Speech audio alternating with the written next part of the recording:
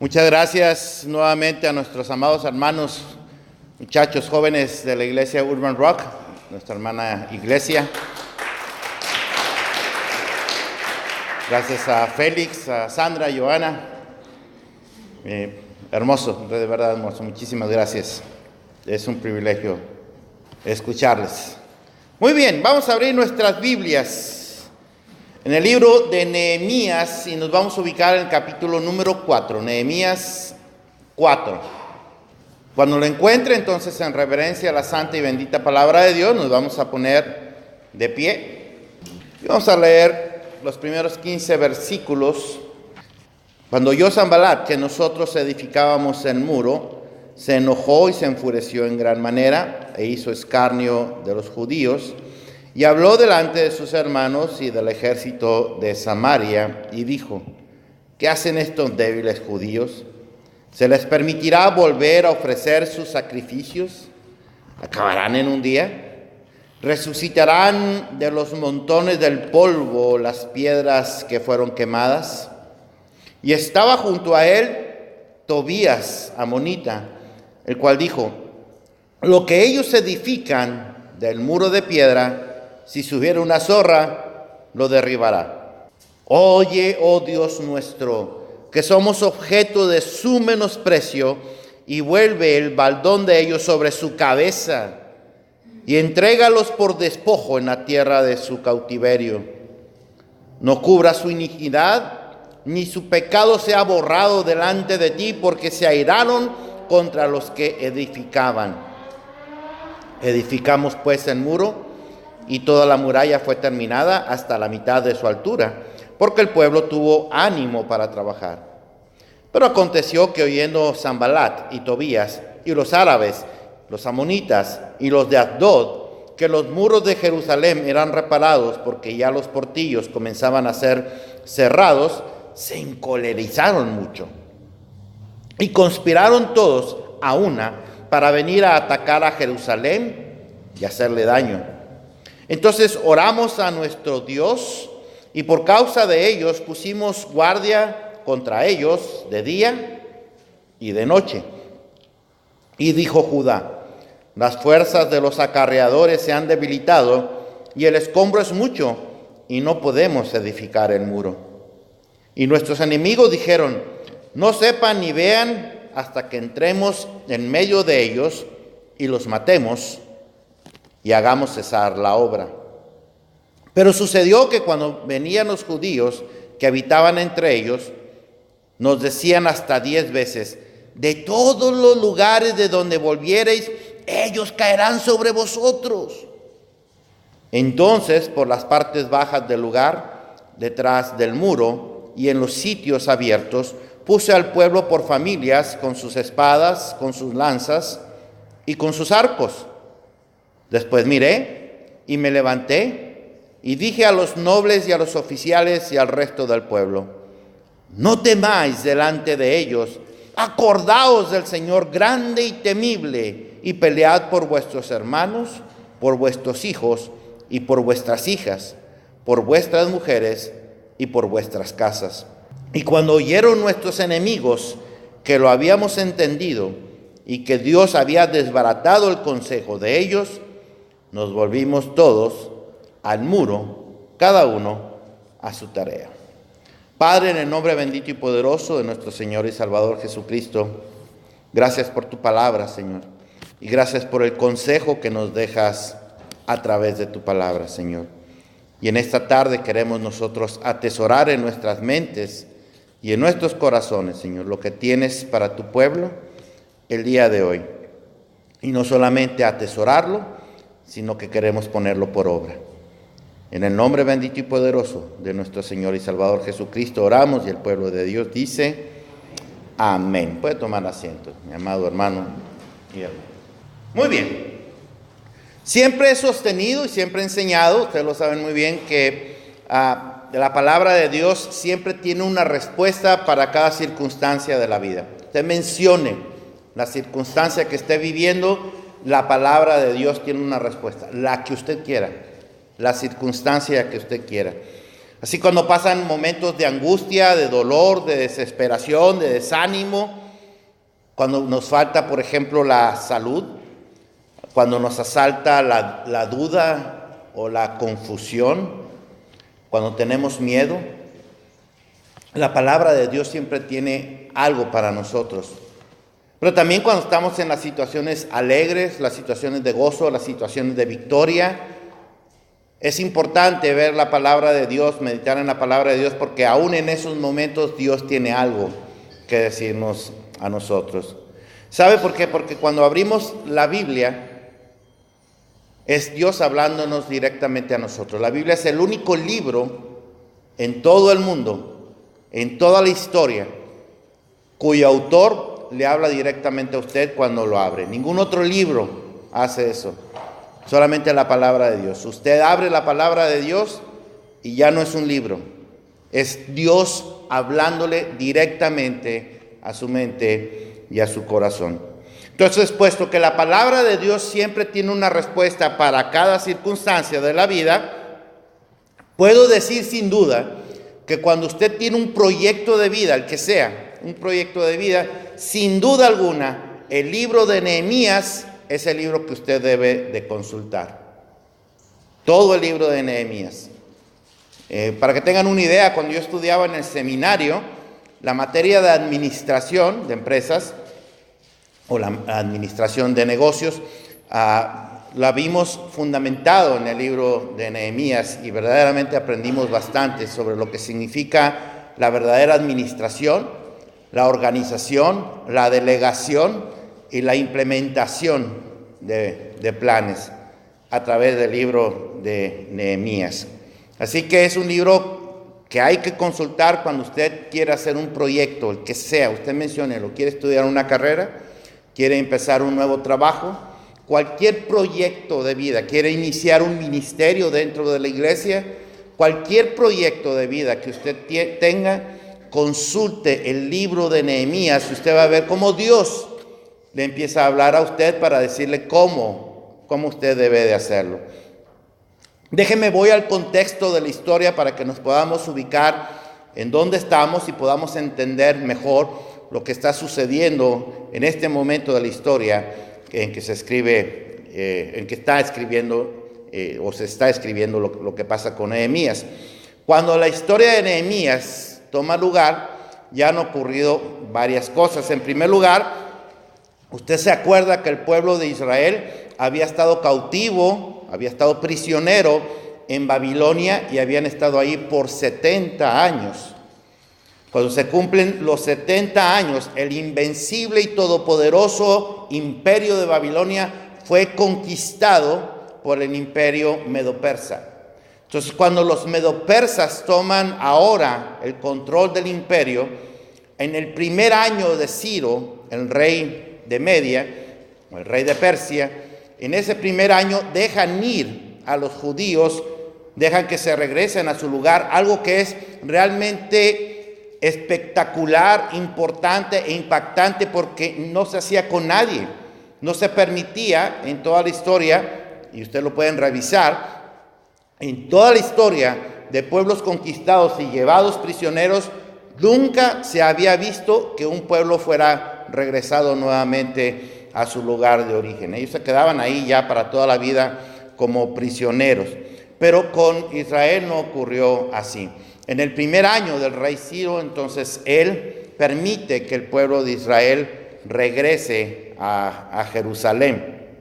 Eso lo puede ver usted inmediatamente en el libro de Esdras, comenzando el capítulo número 1, ahí empezando en el capítulo número 1, sobre todo en los primeros 4 versículos usted va a ver eso. Entonces, desde ahí se está viendo la poderosa mano de Dios con su pueblo. Y déjeme decirle que la iglesia es el pueblo de Dios. ¿Usted cree que Dios tiene una poderosa mano sobre su iglesia? ¿Realmente cree eso? Bueno, si realmente cree eso, entonces usted debe saber que como iglesia de Dios, nosotros estamos protegidos por nuestro Dios. Entonces ahí, cuando cuando permiten que regrese, sale el primer grupo de 3. Hubo 3 grupos que salieron de Babilonia a Jerusalén. En el primer grupo que sale, van dirigidos por un hombre llamado Zorobabel y otro que se llamaba Jesúa, y esos dos son los que dirigen al pueblo para construir el nuevo templo. Cuando los judíos llegaron a Jerusalén, lo primero que hicieron fue levantar el templo que Nabucodonosor, rey de Babilonia, había destruido.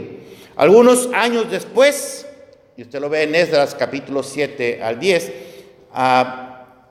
salieron otro grupo más de judíos de Babilonia a Jerusalén, esta vez dirigidos por el sacerdote Esdras.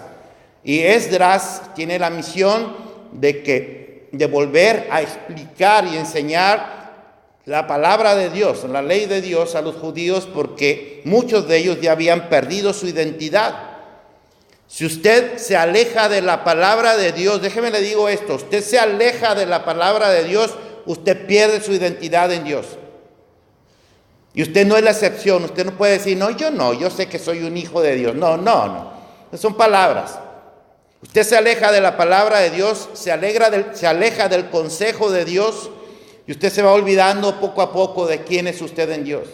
Y por eso empieza a caer en provocaciones, empieza a caer en tentaciones, y se empieza a alejar cada vez más y más de las cosas que tienen que ver con el Señor. Usted va a poner 1000 excusas para no servir al Señor, para no estar en las cosas de Dios, en los caminos del Señor.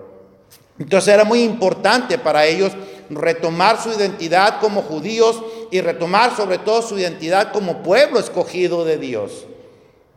Ya la habían perdido. Y la única manera de recuperar su identidad era que volvieran a tener comunión con la palabra de Dios. Y eso es lo que hace el sacerdote Esdras, y ese es el segundo grupo que sale de Babilonia a Jerusalén. Pero faltaría un tercer grupo. Y ese tercer grupo estaría comandado por Nehemías. Y curiosamente, Nehemías ni era político, ni era sacerdote, no tenía nada que ver con lo religioso. Nehemías era el copero del rey Artajerjes de Persia.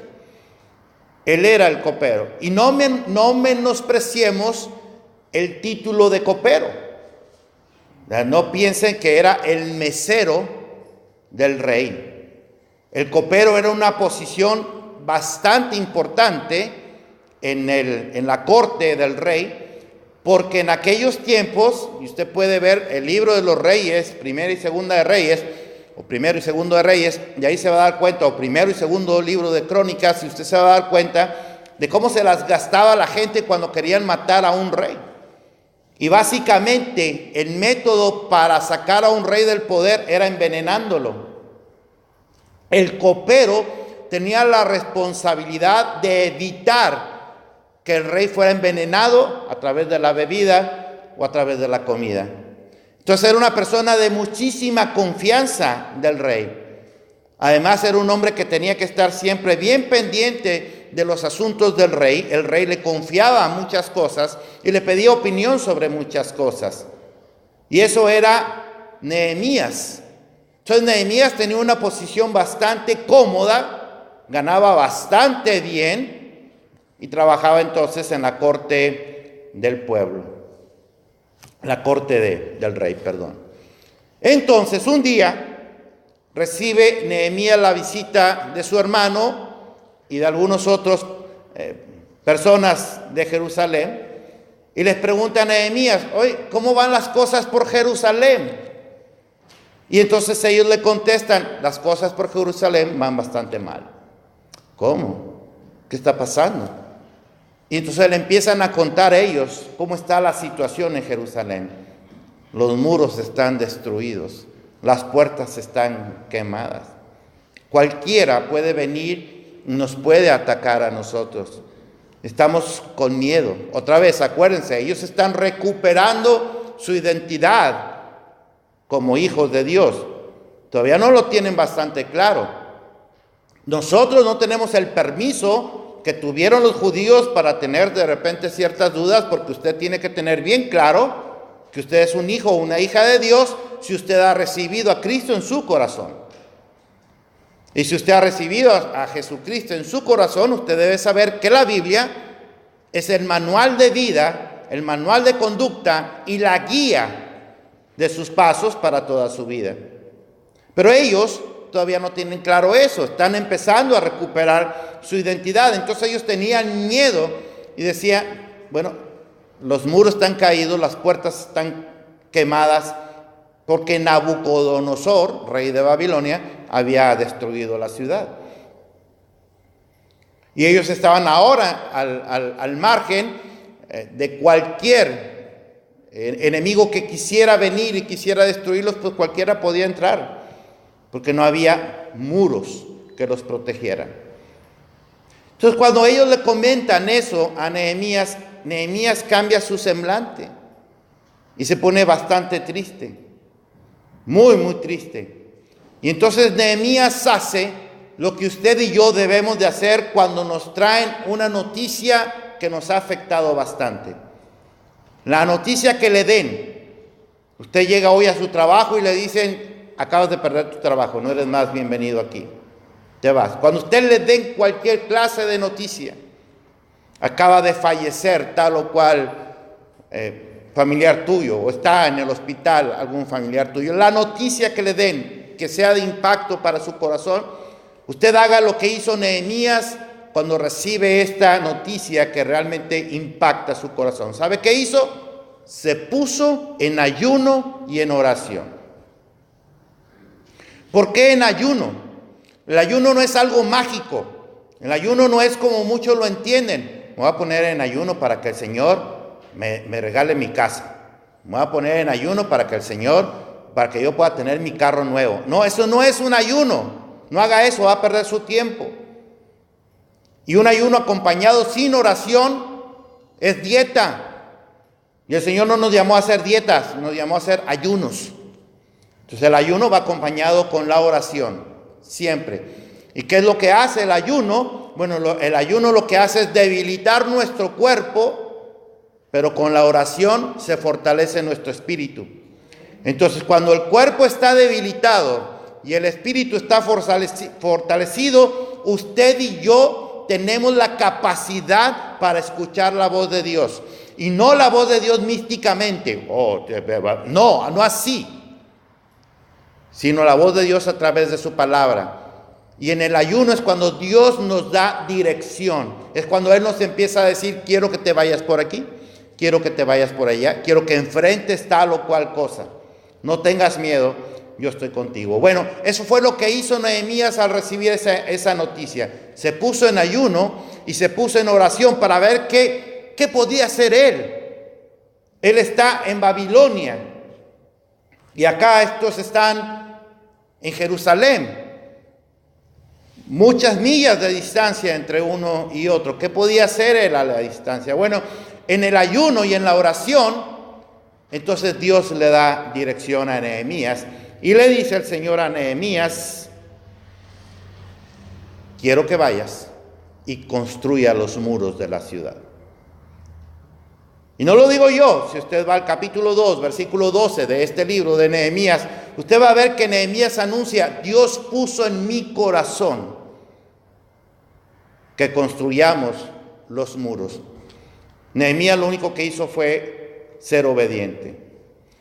Israel está en reconstrucción, no tiene dinero para levantar muros. La gente no es constructora, no sabe levantar muros. Nehemías es un copero. No es ni sacerdote, ni político, ni es constructor, no es nada. Pero él se puso en oración y Dios le dijo, vas y levantas los muros.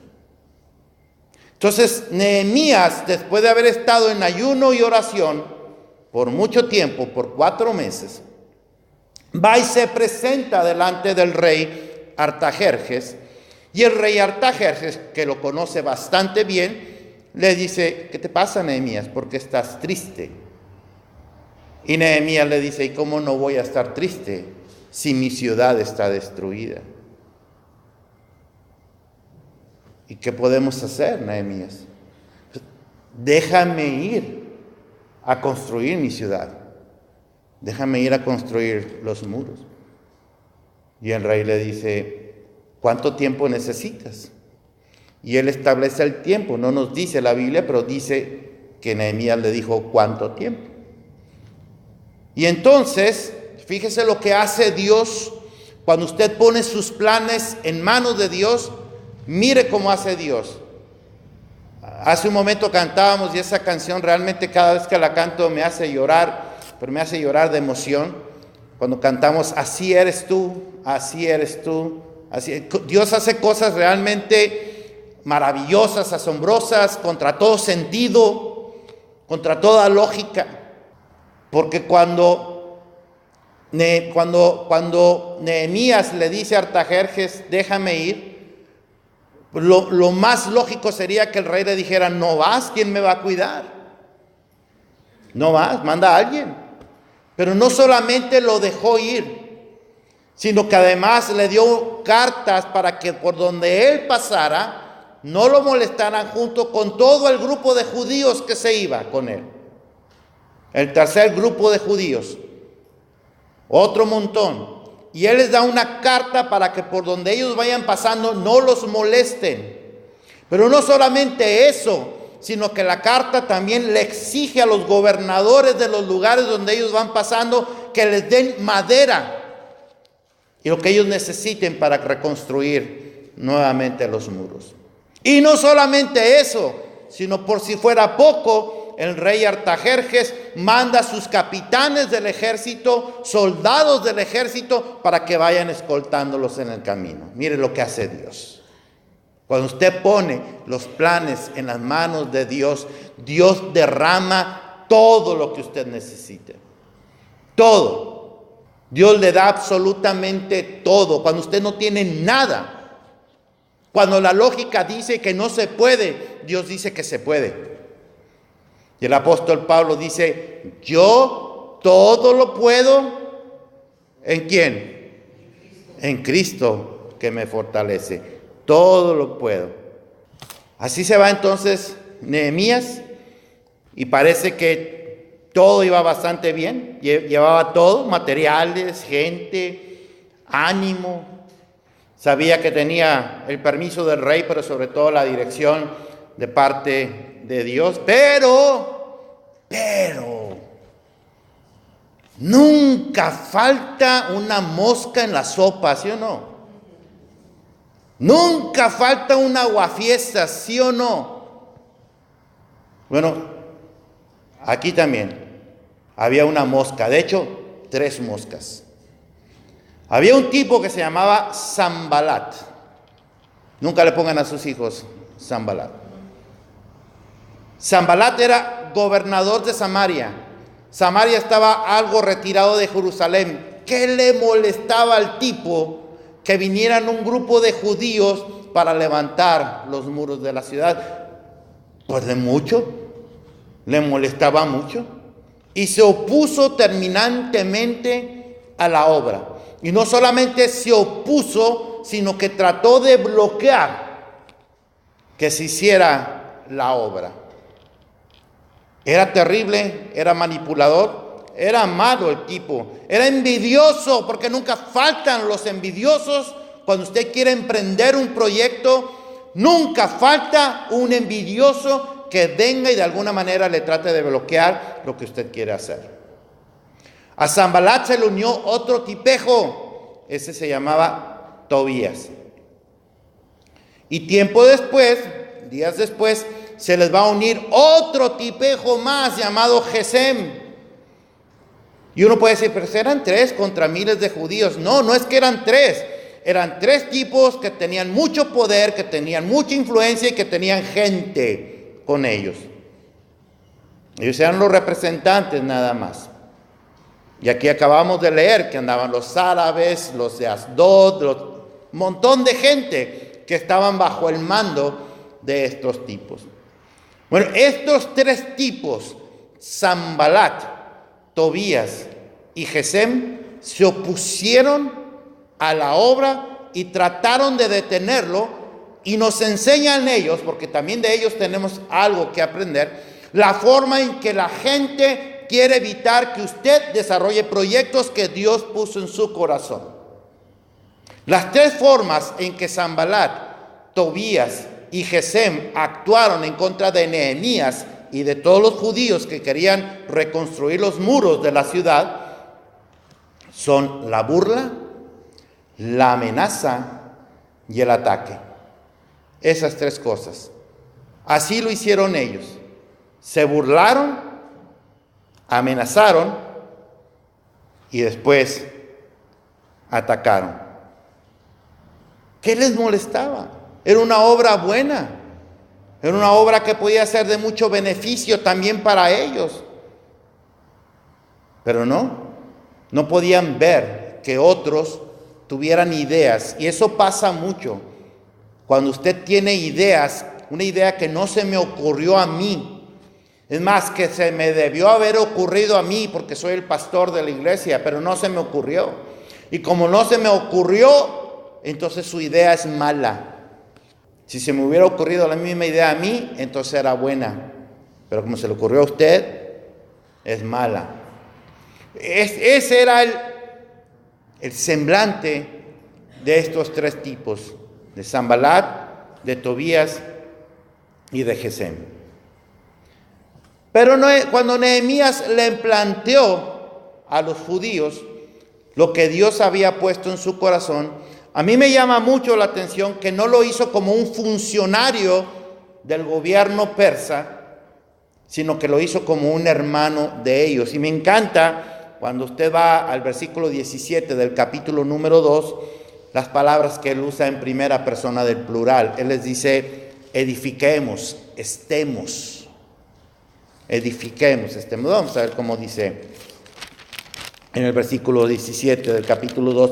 Les dije pues, vosotros veis el mal en que estamos, que Jerusalén está desierta y sus puertas consumidas por el fuego. Venid y edifiquemos.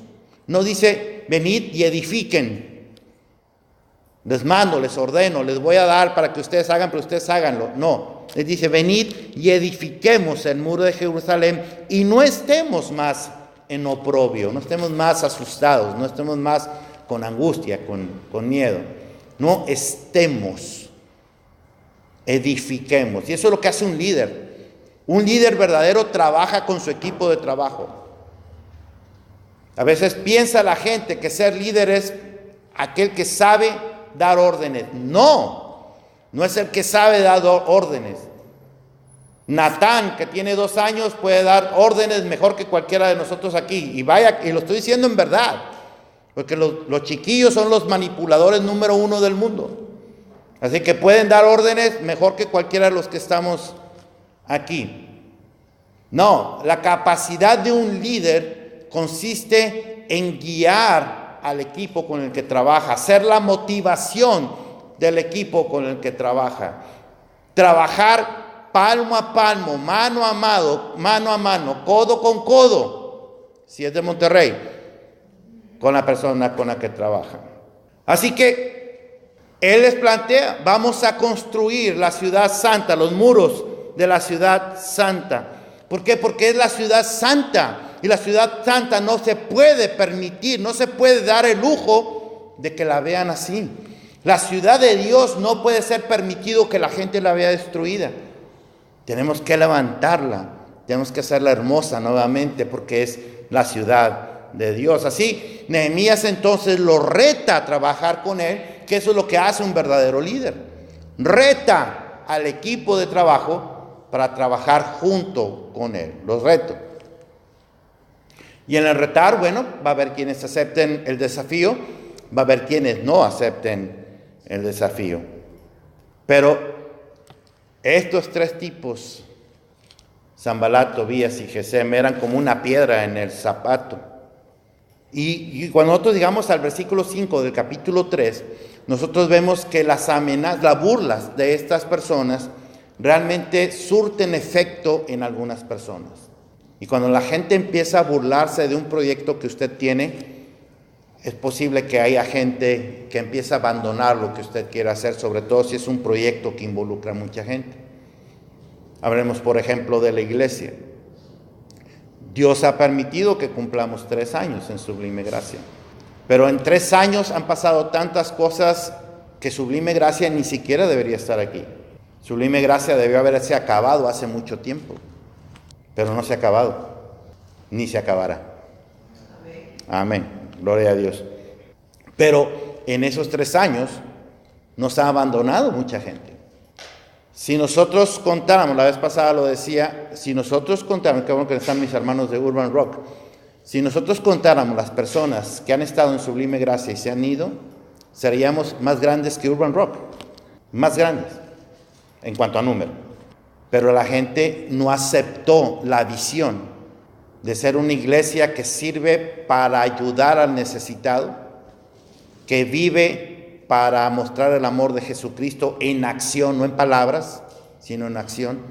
Que el poco dinero que entra aquí lo destinamos para ayudar a personas en necesidad. Hubo quien no quiso eso y se fue. No les importó cómo nos dejaron. No les importó cuánto impacto podían tener en este ministerio el hecho de que se fueran y qué iba a pasar con nosotros. No les importó. Pero hubo un grupito que sí creyó. Y a ese grupito Dios le empezó a sumar. Hoy uno, mañana otro, pasado mañana otro. Y Sublime Gracia se ha sostenido y se sostendrá. Entonces, aquí hubo unos también que se fueron, que abandonaron la obra, que dijeron, no, nosotros no vamos a poder con esto.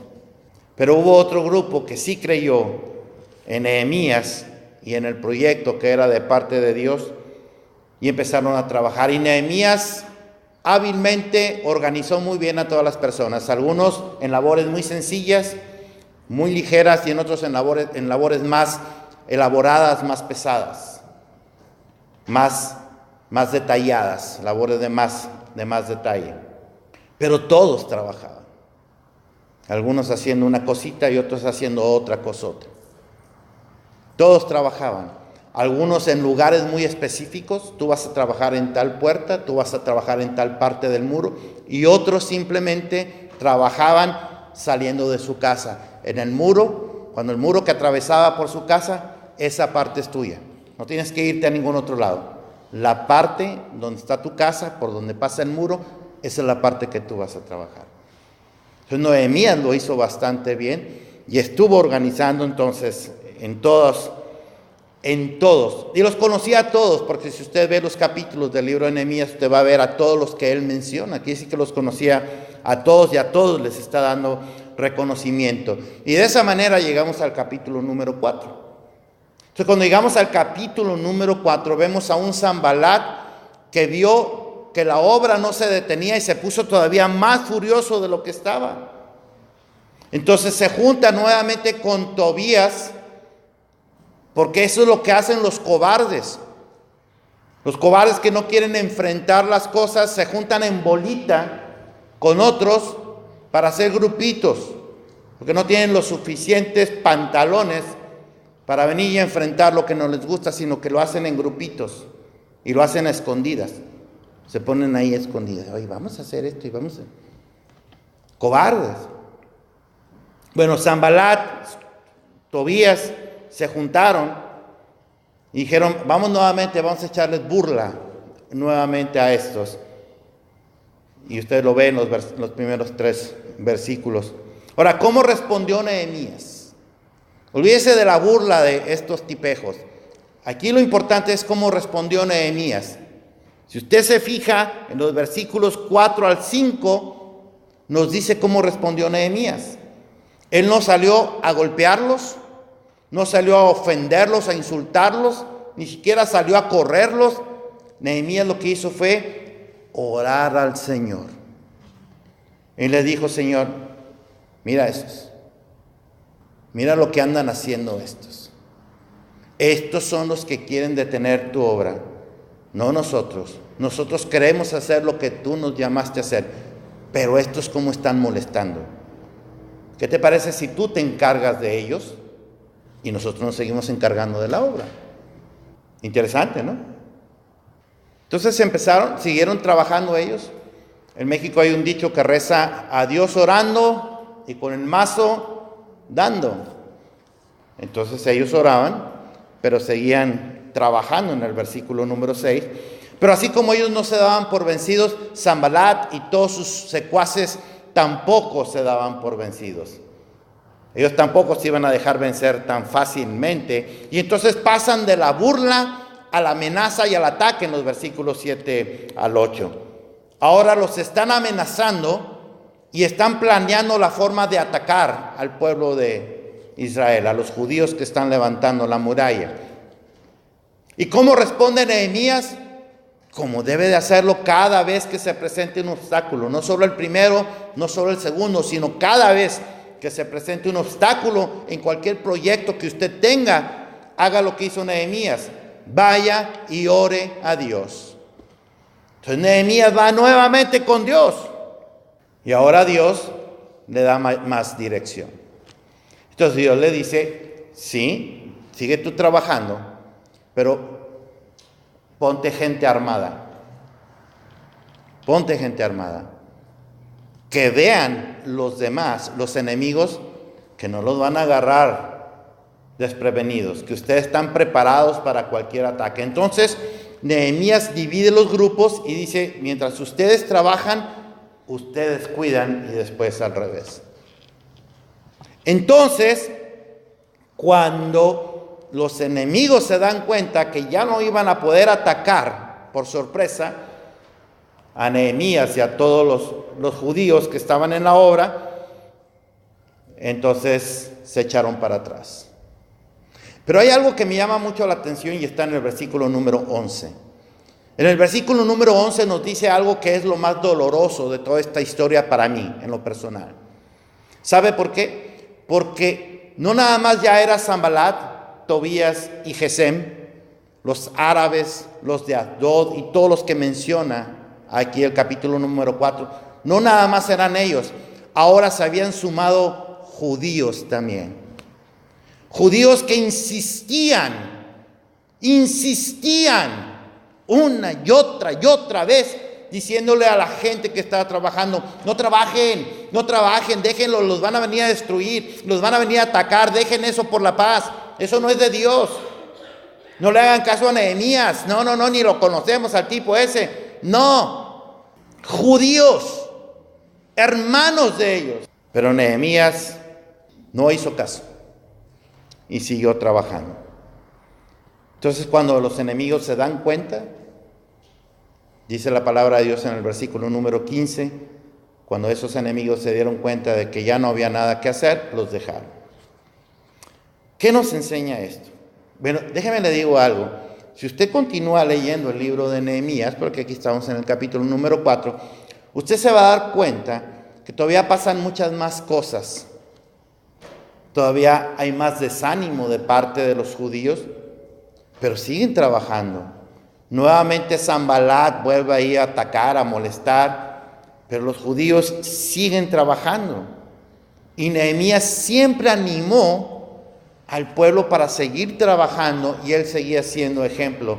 Y dice la palabra de Dios que en solo 52 días construyeron todo el muro de la ciudad. Y quedó la obra, decimos en México, al puro centavo, al 100. Una obra bastante bien hecha. ¿Por qué? Porque creyeron en el Señor, porque creyeron en las promesas de Dios y porque tenían un buen líder como Nehemías que sabía cómo animarlos en los momentos más difíciles. Pero todos tenían puesta su mirada en el Señor. Así que esta historia de Nehemías nos enseña a nosotros todas las cosas que pueden pasar cuando nosotros queremos emprender un nuevo proyecto de vida. Trabajo, como dije, escuela, ministerio, lo que sea, usted menciónelo. Siempre va a haber oposición, o puede ser muy posible que se presente oposición. Cuando el Señor me llamó para pastorear, hubo gente que me dijo que yo no podía ser pastor por la situación migratoria que estaba viviendo. Fui un pastor graduado y soy un pastor ordenado. Pero si yo me hubiera dejado llevar por lo que me habían dicho, yo no estaría aquí. Y más triste es cuando la misma familia, a veces con buenas intenciones, pero vienen y te dicen, no lo hagas. Oye, pero es que esto es de Dios, esto Dios lo puso en mi corazón, sí, pero no es conveniente. O sea, tú me estás diciendo que Dios me dijo que hiciera algo que no es conveniente para mí y que deje de hacerlo. O sea, la misma familia a veces viene y es estorbo cuando Dios tiene un plan que tú quieres, que Él quiere que tú estés desarrollando. Y como dije, Sublime Gracia es otro ejemplo de un lugar donde no debería estar según la lógica. Según la lógica. Estaba platicando a mi hermano Ricardo que cuando la iglesia, cuando se fue la mayor parte de los que estábamos formando Sublime Gracia, y que pareciera que entonces ya se acabó todo eso, porque para empezar no iba a entrar dinero, y un ministerio funciona con dinero, nos guste o no, un ministerio funciona con dinero, y en esta iglesia jamás hacemos énfasis en el dinero, nunca, pero se necesita, aunque nosotros no lo decimos, se necesita. Pero ¿qué fue lo que pasó con la gente que se quedó? La gente que se quedó, Dios empezó a aumentarles sus salarios, a mejorarles sus posiciones, y empezó a entrar igual cantidad de dinero o más de la que entraba cuando había todo el grupo de gente. Eso es Dios. Eso es Dios, eso es lo que hace el Señor, y por eso Sublime Gracia no se ha acabado. Y Sublime Gracia no se va a acabar, porque hay un grupo de hermanos, un pequeño grupo de hermanos que están trabajando bastante fuerte. Próxima semana tendremos nuestro segundo grupo de bautizados en Sublime Gracia. Estamos bien orgullosos y agradecidos con el hermano Hugo Landaverri por haberlos preparado. Así que cuando usted quiere empezar un proyecto de vida, el que sea, usted va a encontrar oposición. Va a encontrar la gente que se burle de usted, y va a encontrar la gente que, aunque sea con buenas intenciones, va a querer que usted no haga tal o cual proyecto, y va a haber gente que por envidia no quiera que usted realice algún proyecto. Pero, ¿qué nos enseña Nehemías? Lo primero que nos enseña es que para que un proyecto funcione, lo primero que usted tiene que hacer es buscar la bendición de Dios. Porque si usted busca la bendición de Dios, entonces es garantía de éxito. Si usted tiene la bendición de Dios en cualquier proyecto de vida que quiera hacer, una empresa, una carrera, un trabajo, lo que usted quiera, si usted tiene la bendición de Dios, aunque haya ataques, aunque haya burlas, aunque haya amenazas, usted lo va a lograr porque Dios se lo puso a usted. Dice el libro de los Proverbios, capítulo 16, versículo número 3. Pon todo lo que hagas en manos del Señor y tus planes tendrán éxito. Nunca se olvide de eso. Proverbios, capítulo 16, versículo 3. Entonces, cuando usted pone todos sus planes en manos del Señor y Dios le da la bendición, usted tiene el éxito garantizado. No importa lo que se venga, no importa si se viene la peor crisis económica en el país, la peor crisis económica en su vida, no importa lo que se venga, no importa los obstáculos tan grandes que se le presenten, Dios es más grande que esos obstáculos. Dios es más grande que cualquier crisis porque Él es el dueño del oro y la plata. Y si Él le llamó, Él le va a proveer todos los recursos para que usted pueda lograr el proyecto que se ha propuesto, el proyecto que Dios le haya puesto a usted en su corazón, y los va a terminar con éxito. Yo pregunto, ¿cuántos de ustedes aquí creen esto? ¿Usted cree esto? ¿Usted cree en un Dios que provee? ¿Usted cree en un Dios que nos llama a hacer cosas? ¿Realmente cree eso? Nos llama a trabajar en su obra, nos llama y nos pone también proyectos personales, proyectos con la familia, proyectos individuales. ¿Usted cree eso? Pues si usted cree eso, entonces usted debe saber que cuenta con la bendición de Dios. Y al contar con la bendición de Dios, entonces usted tiene el éxito garantizado. Pero sépase que se va a encontrar con muchísimos recursos. Y aquí es donde muchísimos obstáculos, perdón. Y aquí es donde se prueba la fe de cada uno de nosotros. Si ante esos obstáculos nos asustamos y nos vamos como hicieron algunos en el tiempo de Nehemías, o seguimos adelante viendo al Señor. ¿Sabe cuál era el problema de los que se fueron? ¿Sabe cuál era el problema de esos que se fueron en el libro de Nehemías? El problema de ellos, y es el problema de muchos de nosotros, el problema de ellos es que veían lo mucho que faltaba, pero no estaban viendo lo mucho que ya habían avanzado. Estaban enfocando en lo mucho que avanzaban.